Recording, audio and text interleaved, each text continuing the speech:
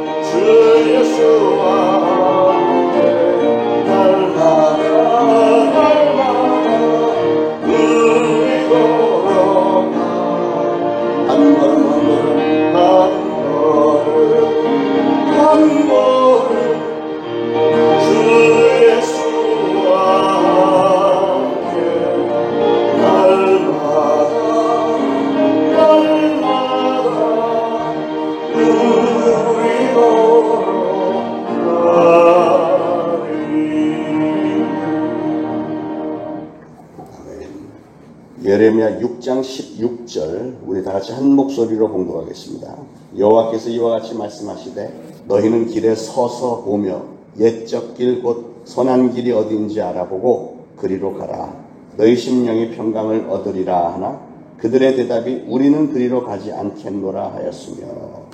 우리가 세상을 가는 길이 참 다양합니다. 성경에도 여러 종류의 길들이 등장하는데 성경에 나타나는 길만 보아도 좁은 길이 있고 넓은 길이 있고 생명의 길이 있고 사망의 길이 있고 평탄한 길이 있고 험한 길이 있고요. 오르막길, 내리막길, 좋은 길, 나쁜 길, 악인의 길, 의인의 길, 여러 가지 길들이 있습니다. 대조적인 길들이 나타나는데 사랑하는 여러분, 저는 여러분은 하나님의 인도하심을 따라서 항상 평강의 길에서 은혜와 축복을 누리는 길에만 항상 서 계시기를 축원합니다. 사람이 길을 갈 때 길을 잘 알고 가야 됩니다.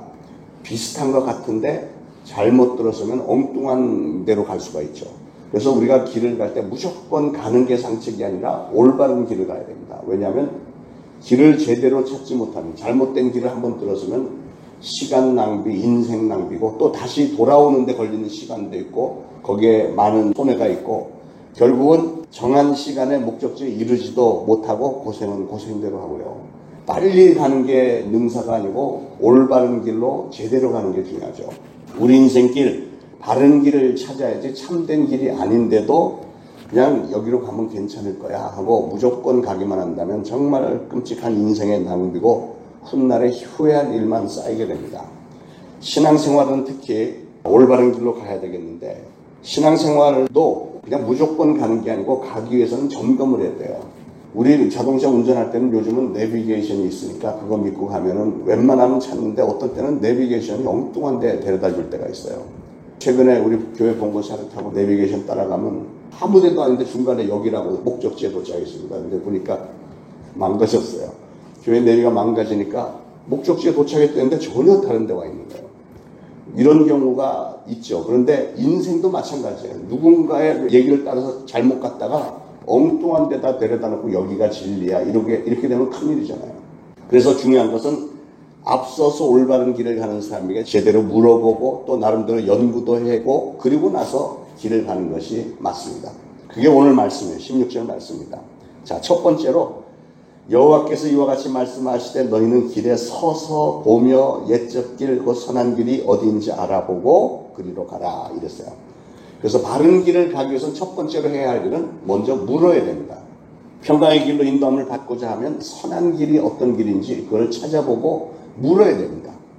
때때로 사람들은 좋은 줄 알면서도 그 길을 선택하는 일을 주저하는 경우가 있어요. 근데 오늘 성경 본문 원문에는 길에 서라 이게 강조가 되어 있는데 길에 서라 그리고 물으라 이렇게 얘기합니다. 묻기 위해서는 내가 가던 길을 잠깐 멈추고 쓰는 것이 제일 첫 번째 단계입니다. 왜 서야 되냐면 내가 지금 올바른 길로 가고 있는지 내가 제 위치에 바로 서 있는지 인생의 거울 앞에서 내 인생 길을 수시로 점검하라는 겁니다. 근데 요즘 사람들은 잘 묻지 않으려고 합니다.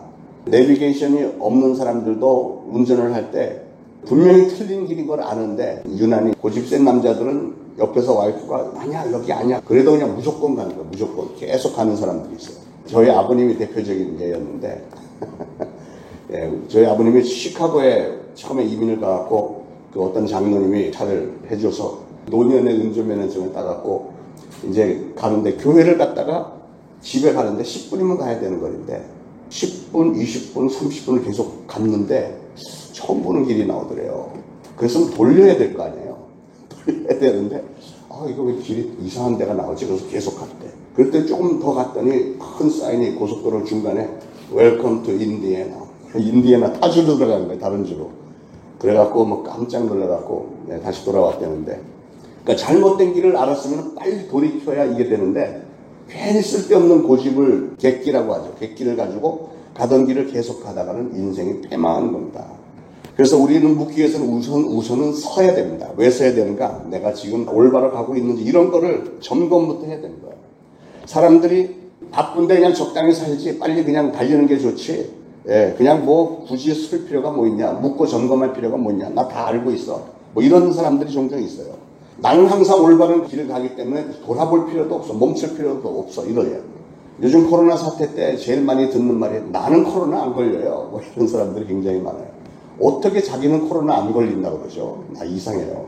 자, 그래서 항상 새롭게 점검, 자주 서서 봐야 되고 말씀의 거울 앞에 보고 가장 또 중요하게 성경 말씀을 읽으면서 묵상하면서 성경에 나타나는 우리 신앙의 선조들은 어떤 삶을 살았기에 우리 하나님으로부터 사랑도 받았고 칭찬도 받았는지 이렇게 점검해 보는 게 너무나도 중요합니다.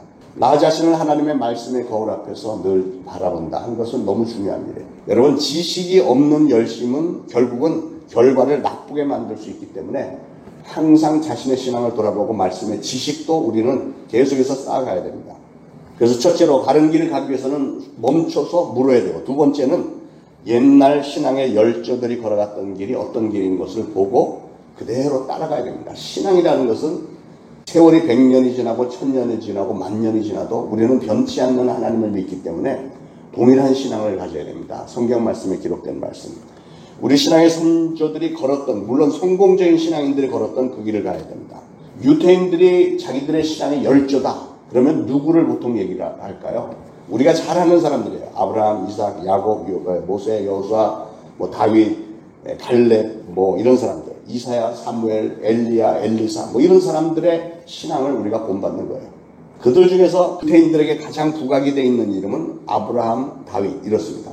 신앙의 조상 아브라함 그리고 하나님의 마음에 가장 합했던 사람은 다윗.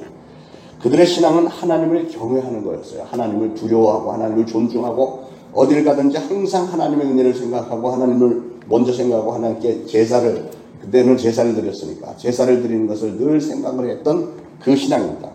그들은 한밤중에도 일어나서 하나님을 찬양했고 전쟁에 나갈 때 전쟁 나가기 전에도 찬양했고 전쟁 중에도 하나님께 기도했고 또 전쟁이 끝나고 나면 하나님께 감사했고 이런 것을 그냥 모든 것이 하나님 위주의 삶을 살았던 사람들이에요. 그들이 그렇게 신앙생활을 했을 때 하나님은 놀라운 일들을 그들의 삶에 보여주셨습니다. 그 조그만 민족이 별로 인구도 얼마 안 되는 민족이 그 팔레스틴 그 중동 지역의 주변 국가들을 다 결국은 차지했던 적이 있고요. 다윗 때는. 그리고 모든 신앙의 열조들이 동일한 그 신앙의 길을 갔습니다. 동일한 신앙을 갔을 때 나라가 굉장히 번영했고 나라에 우환이 없었고 근심 걱정이 없었고 하나님의 축복 가운데 태평세월을 누렸었습니다. 그런 역사들을 보면 정말로 하나님이 함께 하셔야 태평하고 풍요롭고 정말 모든 백성들이 행복하구나. 우리는 왜 그렇게 신앙의 선조들의 걸어갔던 발걸음을 돌아봐야 될까요? 이렇습니다. 우리가 신앙생활을 할 때 대부분 사람들은 처음 신앙을 할 때 굉장히 순수합니다. 순수해서 굉장히 열정을 가지고 순수하게 신앙생활을 하는데 근데 세월이 지나면서 이상하게 처음 갔던 열정을 되찾기가 힘들어요. 그래서 많은 사람들이 첫사랑 하잖아요. 신앙의 첫사랑으로 돌아가고 싶다. 왜냐하면 신앙생활을 몇 년을 하고 나서 보니까 처음에 헌신과 순수한 사랑과 뜨거움 이런 것은 어느 틈에 다 식어버렸고 변해버리는 경향이 있기 때문에 그래요. 왜 그럴까? 그것은 인간의 내면에 있는 게으름과 부패성인데 이거를 마귀가 부추기는 거예요. 마귀가 계속해서 우리 삶 속에 이렇게 만들어서 그냥 신앙에 대해서 나태해지게 만들고 내가 신앙생활 이 정도 했으면 그냥 이 정도만 해도 괜찮겠지 뭐 하고 그냥 게으름을 피게 되고 그리고 세상의 일을 또 이렇게 돌아보면 어차피 세상은 막 엉망이 돼가고 있는데 나 혼자만 뭐 깨끗하게 살아서 뭐하나 이런 생각까지 드니까 자꾸 신앙이 식어져 버리고 열정도 식어버리고 그래서 또 그냥 신앙생활을 하기는 하는데 타성에 젖어서 그냥 껍데기만 나오는 거지 순수하게 신앙생활을 하기가 쉽지 않아지는 거예요. 그러므로 우리는 옛적 선배들의 신앙을 자꾸 돌아봐야 돼요. 하나님께서는 그 신앙인들이 이렇게 했을 때 어떻게 그들과 동행하시고 축복해 주셨으며 그러나 그들이 나태해지고 했을 때는 또 하나님이 어떻게 하셨는지를 잘 살펴봐야 됩니다. 또 수시로 가던 길을 멈춰서서 나 자신을 또 돌아보고 이러면 안 되지 하고 또 다시 새 출발하고 이렇게 하는 거예요. 무엇보다도 우리 예수님, 우리 주님이 어떻게 하셨는가를 우리는 꼭 돌아보면서 우리 주님이 가신 그 십자가 길을 바라보면서 우리도 그 뒤를 따라간다면 금상첨화가 되겠죠. 세 번째 중요한 사항 하나는 올바른 신앙의 교리를 따라가야 됩니다. 어떤 성도의 고백 중에는 옛날에 그 박태선 2단 집회에 참석했다가 거기 그냥 꼴깍 넘어가서 20년을 거기서 섬겼다고 그래요. 그런데 박태선이 말년에 가서는 예수님을 부인하고 내가 하나님이다. 뭐 이렇게. 그 박태선 후예 중에 지금 신천지 이만희 다 거기 출신들이에요. 그러니까 2단에 한번 잘못 빠져갖고 이게 20년간 세뇌가 되고 나니까 그 다음에는 빠져나올 길이 없는 거예요. 근데 이분은 박태선이 자기가 하나님이라고 딱 하는 그 순간에 아이고 이거 잘못된 거였구나 하고 깨닫고 그냥 부랴부랴 빠져나왔다고 하는데 그런데 그런 상황에도 나오지 않고 그냥 계속 머물러 있는 사람들이 대부분이었다는 거죠. 왜냐하면 그들이 교리가 틀렸기 때문에 틀린 교리에 빠져 서다 보니까 그것도 맞는 것 같고 뭐 이렇게 그냥 따라가다가 인생을 망치는 거죠. 그러므로 사랑하는 여러분 우리가 조심을 해야 되는 게 내가 지금 어디서 있는가. 그래서 우리가 성경 공부를 해야 되고 성경 공부하는 중에 교리 공부도 그래서 하는 겁니다. 여러분 우리가 이 교회 공동체는 사랑이 많아야 되지만 사랑이 많다고 다 좋은 건 아닙니다. 사랑과 함께 말씀이 제대로 서 있어야 풍성해야 되는데 이단자들이 성도들을 유혹할 때 제일 많이 쓰는 게 사랑이에요. 사랑. 가면 얼마나 잘해줍니까 이단자들. 신천지에 빠진 사람들 얘기를 들으면 그래도 거기가 진짜 사랑이 넘쳐요. 그 사람들이 진짜 나를 사랑해요. 거짓 사랑인데도 그게 진짜 사랑이라고 속아서 가는 거예요. 그러면서 그들이 강조하는 게 기존 교회들은 사랑이 없다. 그런데 우리는 사랑이 넘친다. 너희는 열심이 없다. 우리는 열심이 있다. 하루에 2시간씩 월화 목금 이래갖고 4일 동안 내일이 성경 공부하고 막 이렇게 우리는 열심히 있다.